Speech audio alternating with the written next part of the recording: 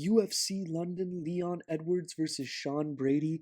This is the Funk and Flex MMA preview and prediction show. While you're here, drop a like on the thumbs up button below. If you're new to the channel, hit subscribe and make sure you're locked in for all future content that I have coming out. 2 videos a week. Wednesdays are the preview and prediction shows, which you're watching now, and Fridays are the betting breakdown. We're coming off of a disappointing week last week, going 5-8 on the 13 fights. Worst card of the year so far. Definitely going to review more of that in the betting breakdown this Friday. But we do have a pretty decent fight night. It is actually going to be a fight day or a fight afternoon as this card's in London. But without further ado, we'll go ahead and jump into the picks. Up first, we have Guram Kutateladze versus Kwai Fernandez. And as bad as I want to go with Kai Fernandez, as he is the more exciting fighter of the two, I think that Guram Kutateladze is just good enough to squeak out another victory in this. We've seen him squeak a couple of close ones out, and we're about to just have to wonder if Kutateladze is just not quite as good as we thought he was. But after getting dropped in the first round in his last fight, battling back through adversity, I think that Kutateladze could do something similar here. If you're looking to play Fernandez round one, I don't hate you for it. But other than that, it's going to be a Kutateladze pick for the first fight of the night. Moving on to the second fight of the night, we have Nathan Fletcher and Caroline Loughran. This is the rematch as these two matched up in amateurs. Nathan Fletcher squeaking out a decision, and I kind of see it being the same thing here. I don't think that Caroline Loughran has improved anywhere near enough to beat someone with the grappling skill set of Nathan Fletcher. They're pretty equal on the feet, but you definitely have to favor the wrestling and submissions from Nathan Fletcher. Is Caroline Loughran's kind of like a Marvin Vettori, where he relies solely off of his strength and he doesn't have near as good boxing. So I'm going to look to pick Nathan Fletcher in the rematch that I don't think has changed much at all. Third fight of the night, we have Shauna Bannon versus Pooja Tomar. And I want to initially lean towards Shauna Bannon as she does have the reach and height advantage in this spot, slight height advantage. But I'm going to go with Pooja Tomar, the pride in India. I think she's going to have a little bit more support in England, London. She is India's best fighter right now, and I believe that she's got a level up and a little bit of more dog in her than Shauna Bannon. This is one that could definitely change midweek, as I think Bannon's going to have more success from range, but I like Tomar to close the gap and get it done. A gritty decision just with more damage dealt. Moving along, Christian Leroy Duncan versus Andre Pulyav. And Pulyav's taken this fight on short notice. I think that he's got a hell of a matchup from Christian Leroy Duncan. As you can see, minus 650 odds. While it's not the most enticing number, I think it is very telling. Leroy Duncan with the better experience in this. I think that he has what it takes to get it done. Very hungry fighter, 10-2 record. Andre just not really faced the level of competition yet, and you got to give him some praise for taking this fight on short notice. But unfortunately, I think that he might be biting off more than he can chew in his first debut. So we're gonna go Christian Leroy Duncan as the pick. Up next, we have Marcin Tybura versus Mick Parkin. And I'm very blown away at these odds as you see Mick Parkin, 10 years younger, trains out of Tom Aspinall's gym, a good heavyweight with good hands, big guy, and he's got good counter wrestling. I think that Tybura is going to struggle to get this one to the ground. And I think that the odds makers are pricing in that this fight might go a little bit later and Tybura might have success in later rounds. But I like what Mick Parkin's capable of doing early. I think that he could get a finish here. So go ahead and give me Mick Parkin as the pick for this one. Moving along, we have a matchup between Loner Kavanaugh and Felipe Dos Santos. Felipe Dos Santos is a good prospect, but just losing to competition that's a lot worse than Loner Kavanaugh. While I'm not really sold on all the hype on Loner Kavanaugh, and minus 325 odds is a little bit too wide for my liking, Loner Kavanaugh is going to be the pick in this fight, as I like his boxing and his striking from distance. He really is just going to outclass Felipe Dos Santos on the feet. On the ground, it might even be close too, and that's Dos Santos' specialty. I don't think that Dos Santos is going to be able to get it to where he needs to get it to have success in this fight. And even if he does, I have question marks around how he'll perform. So give me Loner Kavanaugh to survive this matchup. We'll see once he starts getting tougher competition at flyweight, but for now, I like him beating Dos Santos. Jai Herbert and Chris Padilla is the next matchup of the night. And for this one, I'm going to go the dog pick in Chris Padilla. Jai Herbert, nice distance striking, also does well in the clinch. But I think Chris Padilla's wrestling is going to be what sets him apart here. Good ground control, good top control from Chris Padilla, and he's always looking to do damage. Nice elbows in close, and I think that if Jai Herbert looks to get that clinch work going, he might land some, but he's going to get outdogged.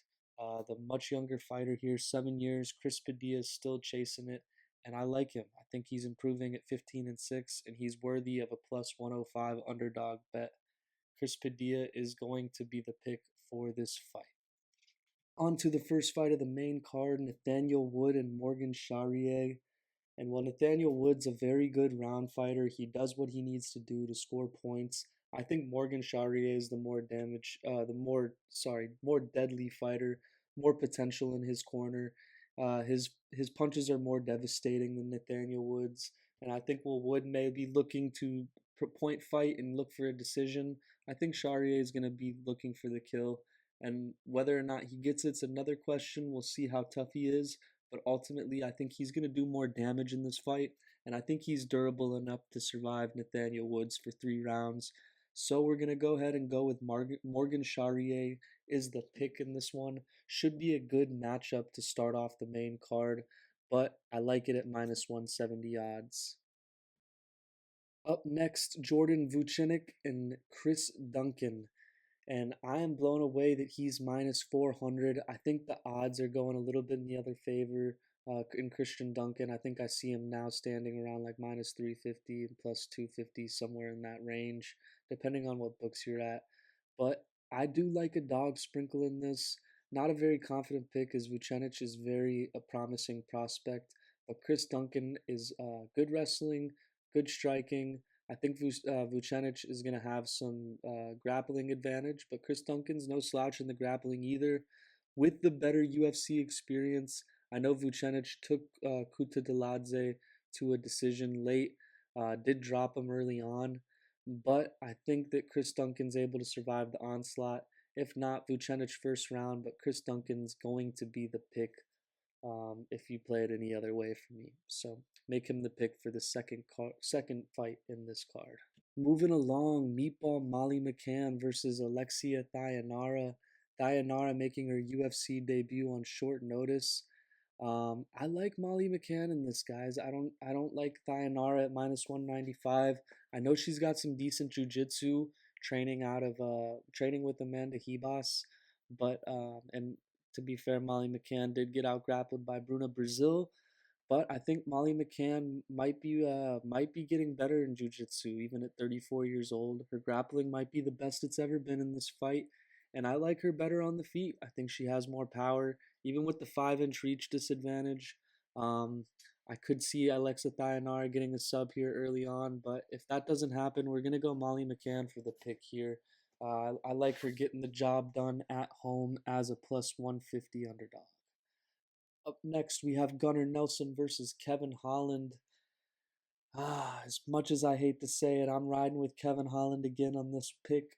Kevin Holland, just never know what you're going to get from him. But at 170, I think he needs to be a little bit more disciplined to make this weight. You're not going to get the loose camped 185 Kevin Holland that's going to get out grappled by these heavier fighters. Gunnar Nelson, kind of a average size 170er, not going to have a size advantage at all from Kevin Holland. I think Kevin Holland's able to stuff the takedowns from Gunnar Nelson, and if it's on the feet, give me Kevin Holland by KO. I like this spot, especially if Kevin Holland actually shows up. He's on a rough turnaround, I think losing 3 straight, so he really needs this dub, and I think he gets it done here in a big win in the Hype Arena in London. Co-main event, John Blachowicz versus Carlos Ulberg. And I think that this one should be lined a lot closer as well. I don't think Blachowicz deserves to be a plus 225 dog. And I think that they're taking his last couple of losses into record, as well as his 8-year age gap at 42 years old now. So what's the chin looking like at 42? I don't know, but we haven't seen any signs of it diminishing as he's looked amazing against Pereira and Ankalaev, two people that just, one former champion, now Ankalaev, the current champion.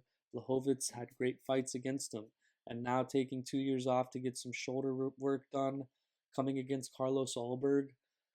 I have to go Carlos Ulberg as my early lean, even though I just sold John Blachowicz. I just don't think the line should be as wide. I like Ulberg as the younger fighter. I think he might be the better boxer at range. And if he's smart and looks to decision and looks to point and looks to survive the early onslaught of John Blachowicz, he needs to check some leg kicks. But I think that Ulberg can get it done. I'm not really interested in playing it at minus 275 though. So give me him for the pick in the co-main event. Main event time, Leon Edwards versus Sean Brady. I'm going to be going back and forth on this all week. I've already been going back and forth since I saw the announcement. Sean Brady taking this on 5-week notice. Leon Edwards was training to fight JDM, who is now going to get a title shot against Bilal. Leon Edwards against JDM was a much more of a favor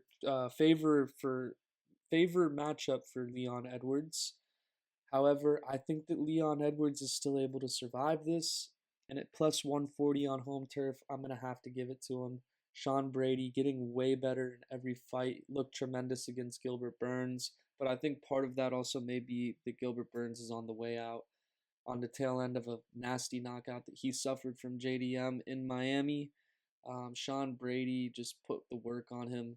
I don't know that he's going to be able to do that against a hungry Leon. Leon with good wrestling, good anti-grappling. I don't know if Sean Brady's able to get those takedowns. Usman and Covington struggled to get those takedowns, and I'm just not ready to call Sean Brady as good as Bilal. Bilal did get some takedowns, but Leon also went 3-2 with the champ. So the pick's going to be Leon in the main event at home for the picks right now. Keep in mind, though, the final picks are going to be the betting breakdown Friday. You'll catch them on the Instagram at FunkinFlexMMA when they drop. But also make sure you tune into that video Friday where you'll get a good look at my full card every week. Hit subscribe on the way out. Turn on notifications so you guys don't miss it. I appreciate all the love and support. As always, stay funky, and we'll catch y'all on Friday.